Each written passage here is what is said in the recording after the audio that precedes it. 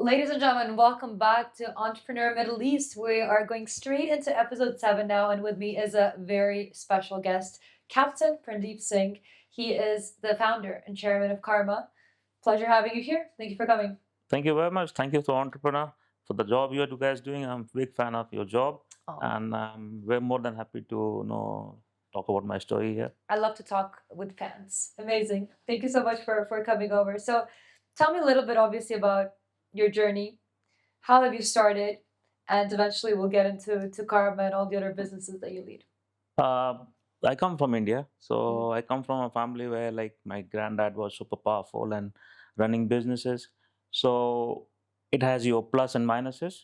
So growing young, I was kind of became rebel against him, and that is when I decided not to be in the family business and do something else.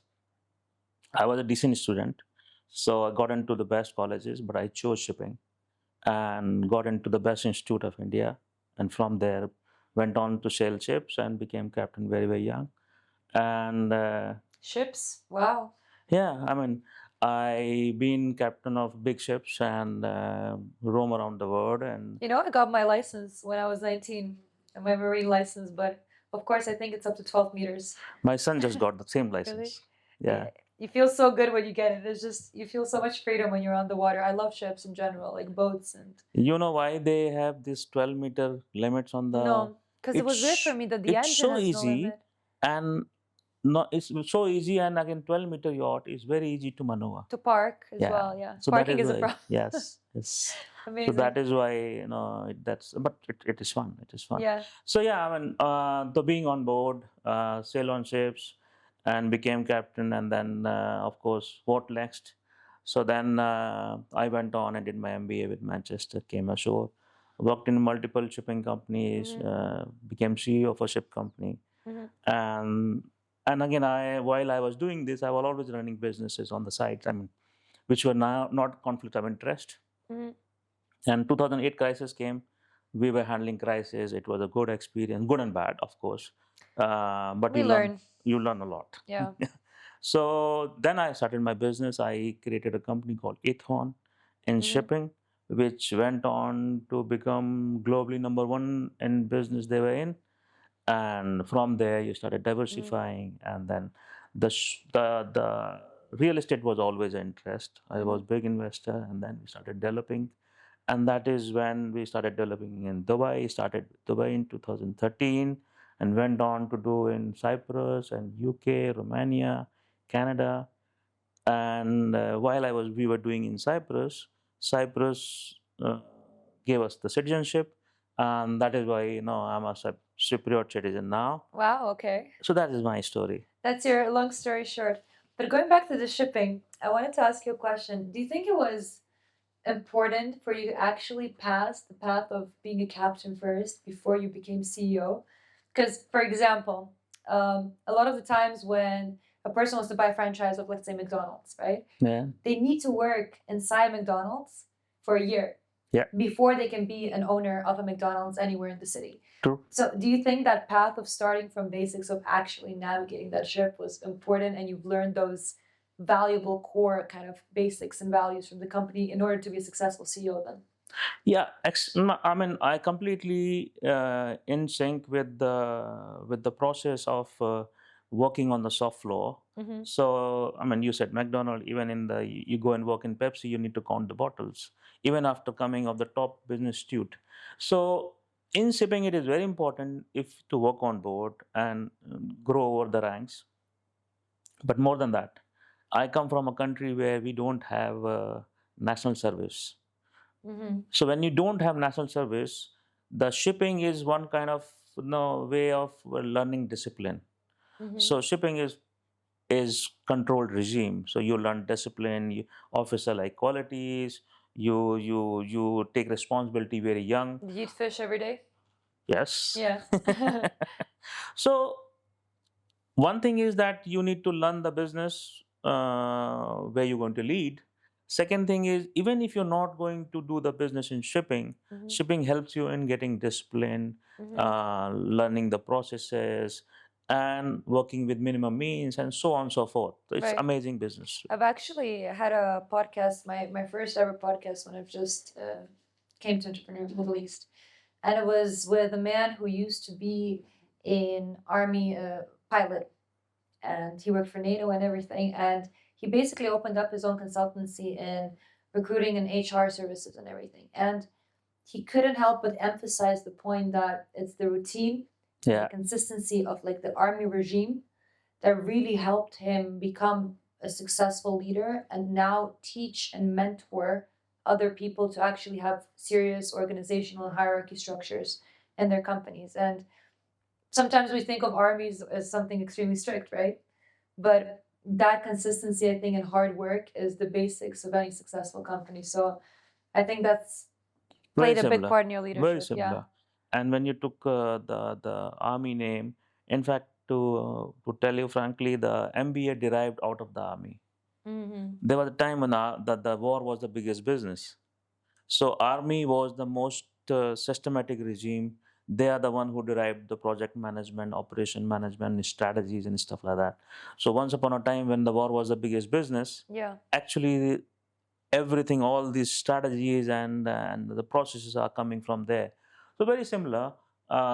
In shipping, what we learned, I applied in every possible business. And what you said is my biggest job today is mentor people.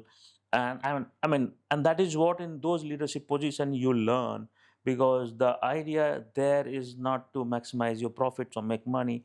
It's manage with minimum means in worst scenarios. And what you, because when you are sure you have a problem, you call a plumber, you call an electrician, and you can fix the things.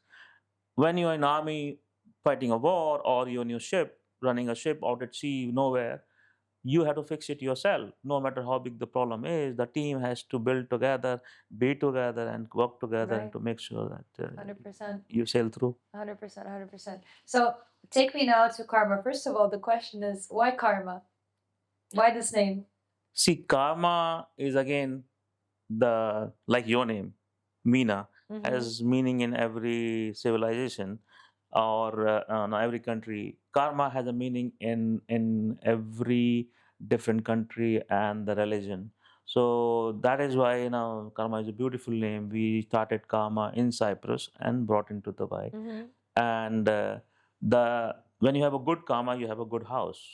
So we say. So you believe in karma? Yes, of course. So our logo is your house, your destiny. Okay. So it's karma. Okay. So tell me, what does karma do? Long story short. Karma is into real estate development in couple of countries. Right now, we are doing a lot in Dubai. So we have done development right from the Palm Jumeirah to the Dera to DIP to Falcon City to whatever. No, whole city we are developing there. So karma is basically developing the real estate in um, residential, commercial, and the villas. So we are doing almost everything. Right. And you did tell me that you guys are international as well. Like you have operations also in Australia, for example. What keeps that international appetite spicy? Why do you? I mean, we are in the best place in the world right now. I think Middle East in general. True.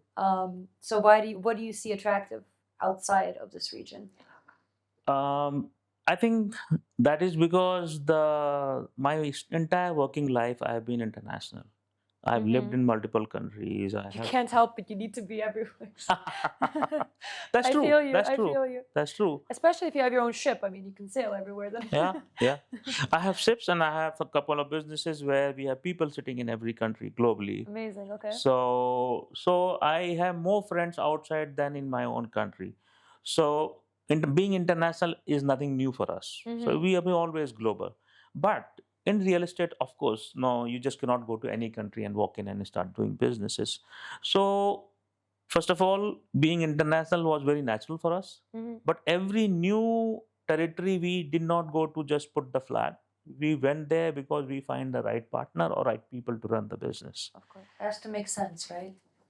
That is why Cyprus, we had a right partner. UK, same, and so on and so forth. What do you look for in a partner? What is the right perfect partner for you? I mean, perfect is hard to say, but the Yeah. right partner.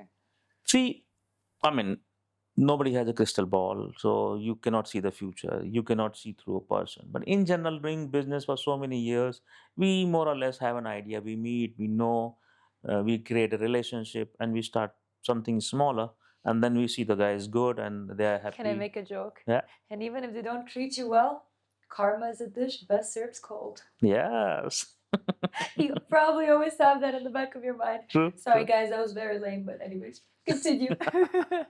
No, thanks for breaking the monotony. Yeah. But I mean, the every new partner we look at is, to tell you frankly, in the beginning we don't know if we were going to work together. You start developing relationship. You have, because every business is different. In shipping we have different relationship. In real estate we have different.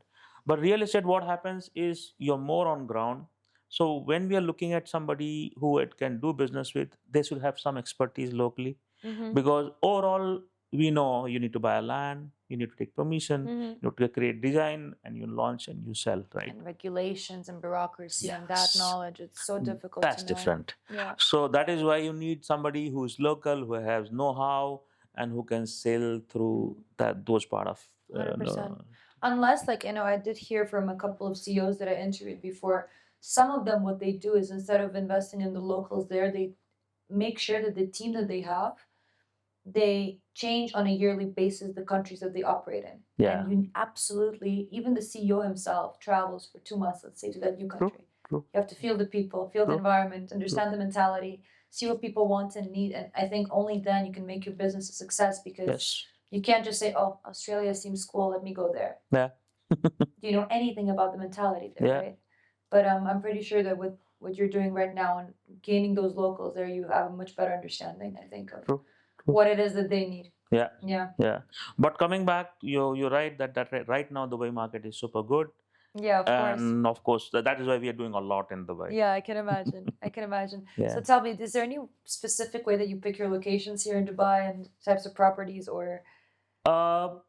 See, we have done luxuries, we have done commercial, but what we feel that something which is like a medium people need, no average people need, because the super high class, super luxury apartments or villas, they're very small percentage of people going to buy. If you're going to make super economical, there is also limited market. But there is a mid band. We see the sweet spot is something like 1,500 to 2,500 dirham per square feet property. So we generally try to focus in that area, because that's what the majority of the population can afford. yes. Right? Okay. Secondly, what happens is shipping and real estate are very cyclic of the industry. Really? So we do see the market going up and slowly, I mean, it's a sine curve. The fluctuations are Fluctuations always there, are always there. This is the market which is least affected. Okay, interesting. It's the less risky. Yes. Okay. So that is the basic identification of our project. Secondly, we been running business. I mean, we have developed our own business, but family has been running business for centuries. So we do understand is when the market is super good, you should not get super excited. So that is why It's we. too good to be true. Yeah, and because that is why we are generally, very conservative. Okay. So what we do is we buy our own land, and once we have identified the land, we make sure that the project going to finish. So we keep the risk limited. We try to create the SPVs, buy the land, design, and even if it is not sold, we know in our own capacity we will finish the property. Of course, of course. So that is our way of selecting a property and finishing it. Okay, okay. And what do you think are the main sort of traits that you as a person need to have to lead all of this? Your leadership tactics, your personality traits that you think are the pillars of your success? See, a leader is a leader who just don't lead. I mean, it's that you have to have empathy. You need to have team building capacity. You need to have a vision, and you need to be able to empower people. And also, the most important is delegate. Like So not micromanaging me, not but give micromanage. responsibilities. Oh yeah. Yes, because what happens when you are in diversified business, you need to create your team which can, take their calls, and that is what has been key in doing diversified as well as different country business, because every country is different, every level regulations are different. You need to have people who can take the certain amount of Of calls. course, and you Yeah. need to be adaptive, agile, Yes. resistant Yes. to all of that. Are you managing to stay grounded in all of this? I mean, your brain's probably working 1,000 kilometers an hour every day, right? Across Yeah. all the different continents, but how do you, stay your true self? And See, first of all, to tell you frankly, many years back, I was sitting with one of my, I mean, I would not call him a guide, but a friend who mentor. mentor. So he said, Pradeep, you can never become arrogant or no full of yourself, because you always know, because I always keep shifting my goals. If I achieve something, then I feel that, because I never feel that I have achieved something because my goal is shifted already. Imposter syndrome again? Yes. We keep talking about it all the time in these episodes. Yeah, because So you're not only grounded, you always feel you're learning. So I feel that all the time I'm learning new things. I'm able to do something new, and people who are doing what we have created and handed over, we are thankful to them. right, So I guess no, that is what take its. right. So, what are your future visions and plans, and what's that next goal for you that you have in mind? Um, See, we want to do some meaningful work. Like for example, in every industry we doing business, we don't have one business, we have multiple business. So, for example, shipping, real estate, tech, or we are thinking of education. What we want to do is create meaningful work, create the ecosystem where people can work for generations, maybe. So I mean that's what the ultimate aim is. Continue the legacy, right? Yes. Do you feel like digitalization, innovation, and sustainability are going to be a big part of that? We are doing a lot of studies on sustainability as well as the AI and blockchain and so on and so forth. In fact, I don't know if you know, I've done multiple education. I'm always doing something. So I've done MBA, Learning. MSc, LLM, PhD, Harvard, Chartered Accountant, XYZ. So right now we are studying because there's a lot of talks on sustainability.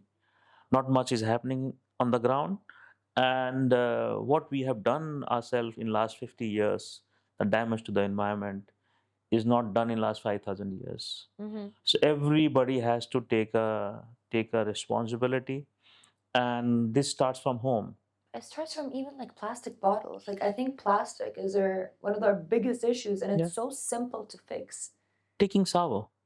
Or even that, yeah. Yeah. Just switching off the light. Yes, switching It's off the very light. simple things. It has to inculcate right from the childhood. We talk to our kids, and an education system has to start there. So we are studying that, and Great. we try to do whatever best we can in sustainability. Futuristic businesses like AI and blockchain and tokenization and so What's on and your so forth. What's your take on AI and all of that? To tell you frankly, okay, AI has done a bit, but a lot of time, mostly if you ask people, people don't know much about ChatGPT, which is just tip of the iceberg. So a lot of work is going on, but it's just started to happen, and AI will do wonders for sure. But we need to see which direction it goes. It has its positive and negative both. 100%. And I think what you've tapped into right now is extremely important, especially outside of the UAE, because here we're extremely digitalized and we're very much aware of a lot of these things. And AI, we have a ministry. Like, it's incredible how far ahead we are compared to, let's say, Europe. True. But the main problem why Europe fears it so much is because it's missing the education. People True. are absolutely not aware of how much AI could actually help you. They just see it as this monster that's going to take over the world and take their job and whatnot. Just because, first of all, bureaucratically, there's so many, I think, borders in actually implementing it in True. Europe. True. And that just makes you so grateful, I think, for being here. Yeah. You know? See, Dubai, I mean, there's no place better than Dubai in the world today. I'm so thankful to the leadership what they have done. 100%. And in fact, there was a article a few days back that top universities have taken Dubai Yeah. as a subject to do their research to see how successful Dubai is, and so I mean, this place is amazing.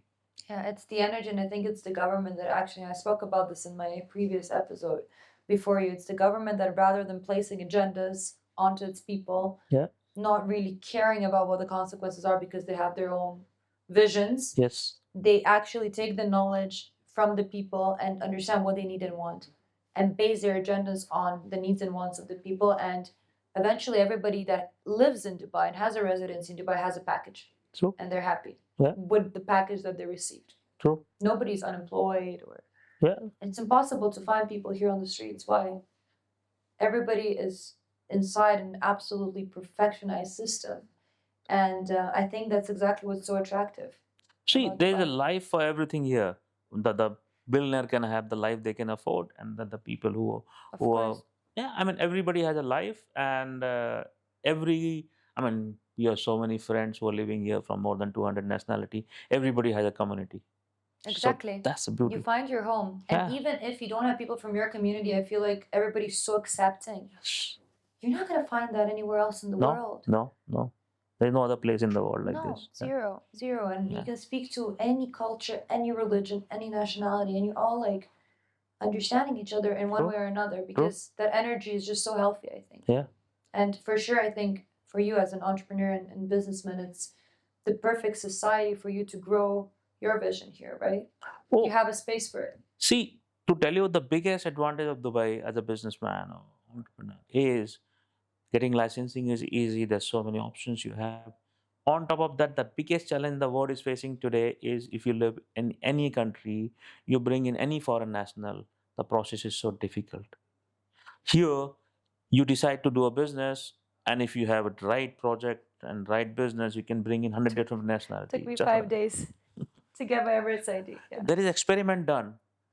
If there is agency, they have done right from opening company to stamping visa 4 hours.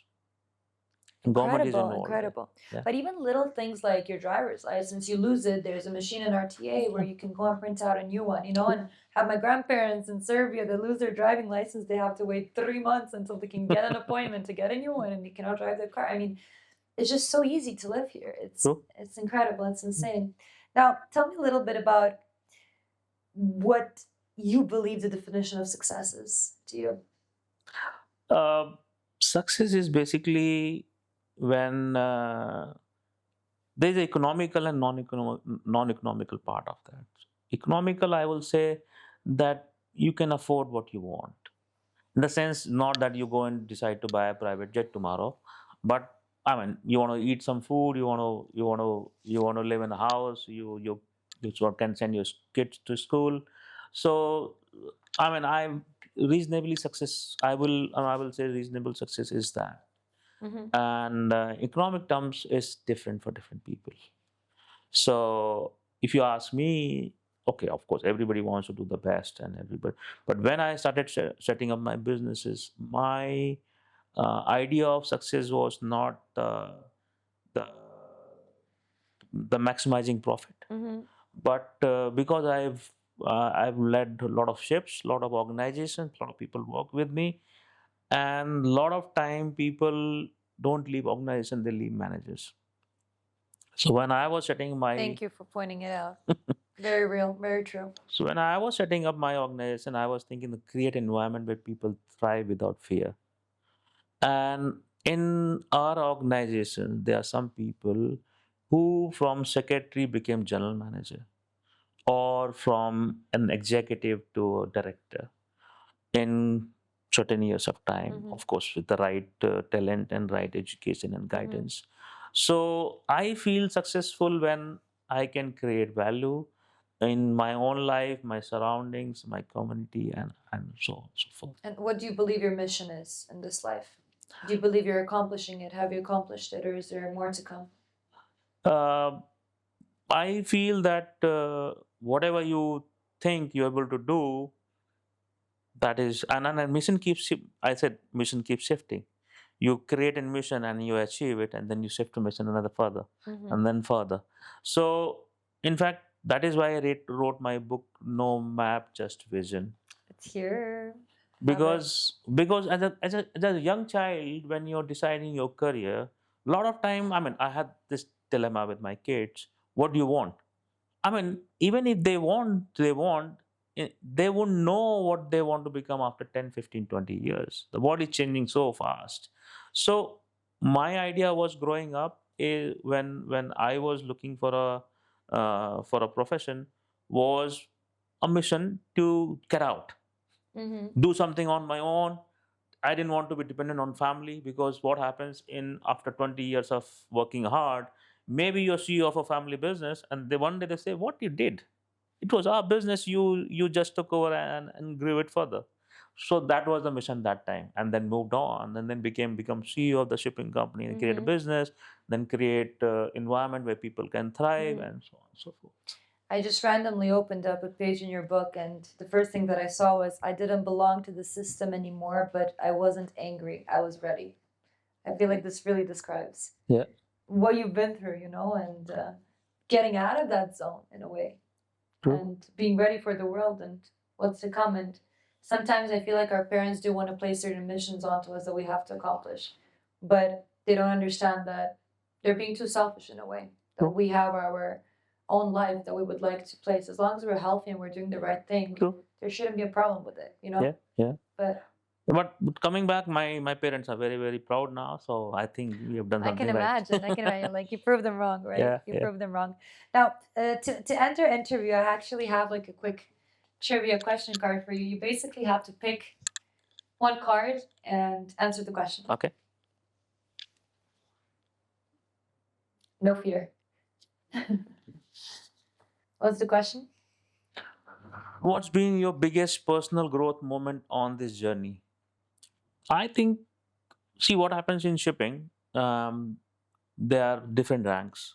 You get it. So when I was in the college, I had fun. Didn't study at all. As we all do. Yeah. And the moment I got out, I was going on super fast speed. And there, what happens is you start on a ship and you grow over the period of time. I grew very, very fast. I became chief officer at age of 23. A chief officer is like head of department. What made you different? See, I grew fast. I didn't know why. But the moment I became chief officer, when you're head of department, I changed completely. Because then you are manager, basically. You're managing people. That's the maturity growth click. Yes. Then you're responsible for people. Mm-hmm. Then, I mean, suddenly, automatically, the time management, the leadership, and taking care of people. You have your this and that. KPIs. Yes. And you have to make sure your And team the follows good it. thing, okay, in shipping, what happens is the business is such, one mistake and ship can sink. One mistake and you can have pollution. It can not only have the billions of dollars of losses in the ship. Mm-hmm. It can have pollution damage. We can basically, biggest disaster for a country. Mm-hmm. So in your position, you can create, your impact can be so much. Then you need to work around it, and at the same time you are responsible of people who you need to take care of. Make sure that time management, because you have limited people on board, you need to ensure that Mhm. people are rested, and then people are people are divided in jobs, and sometimes you have crisis you're handling. I think that was my moment when I really understood my potential, that you can be a good Maybe so leader. much more. Good leader. Yeah, yeah. It was like a good preparation for your future children. I mean, the Responsibility. my kids are pretty good, and How old are your kids? my son is 19. He's doing undergrad in okay. US. And the reason why I sent him to, he went to Singapore 4 years in the schooling, and then he went to US.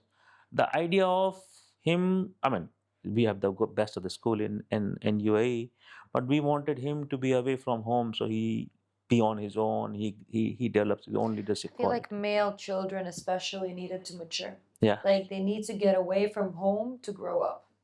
Because And while I your can see mom's doing that. your laundry and cooking True. for you, And Dubai spoils you. You have servants, you have oh my God, helps, yes. and this and that. So, and again, your drivers. And it's too safe. Yeah. I mean, a boy that has never entered a fight. Have you ever lived life even? Yeah. No, right? You need to get into those fights. Yeah, I mean, You need to you need pass through to, the ups and downs, of yeah. course, nothing too dangerous. Don't get me wrong, but But that's part of it's growing up. part of Part growing of up. You growing up. need it. You Yeah, need yeah, it. yeah. I mean, that's a natural way of growing. Yeah, 100%. yeah, You need to go get that tattoo accidentally yeah. and wake up the next morning and be like, what is this? And sometimes somebody kicks you and you don't go in depression, no? Yeah, exactly, exactly. Otherwise, you just become so extremely unimmune, if that's the word that I'm Yeah, looking for. You yeah, know what I yeah. mean? And unfortunately, I don't think kids in Dubai can build that immunity. You Yes. need to be abroad to build it, but come back here to earn your money and have your family, I think, is the best thing. True, true. Captain, such a pleasure speaking to you today. Before closing, I want to Tell put a us. message. Tell us. I wrote this book because of the seafaring, and as I said, seafaring is a profession which is very important for the globe. We do more than 90% transport by the ships, Okay. and a lot of time people are not aware of the profession. That is why we are expecting a shortage of seafarers, and we want to promote the youth, especially the women, to join the shipping.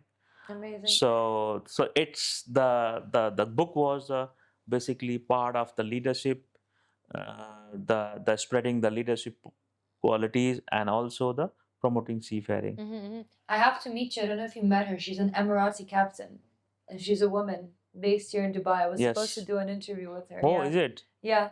Potentially, we can do something Yeah, all together to definitely. raise awareness and to start Yeah, the yeah. campaign, because a lot of the times I think there are jobs that are just dying out and Yes. we will get affected by it, but nobody's aware of it, True, right? true, true. And beside that, even here you don't. I mean, the people who go to the ships, they develop different kind of leadership quality which no other college can teach. The So immunity is there. yes, The immunity is there. resilience. Yes, the resilience. Yeah. Absolute pleasure speaking to you. Thank you very And much. I wish you the best of luck and to many more interviews. Thank you for coming. Thank you very much, Meena. Thank you.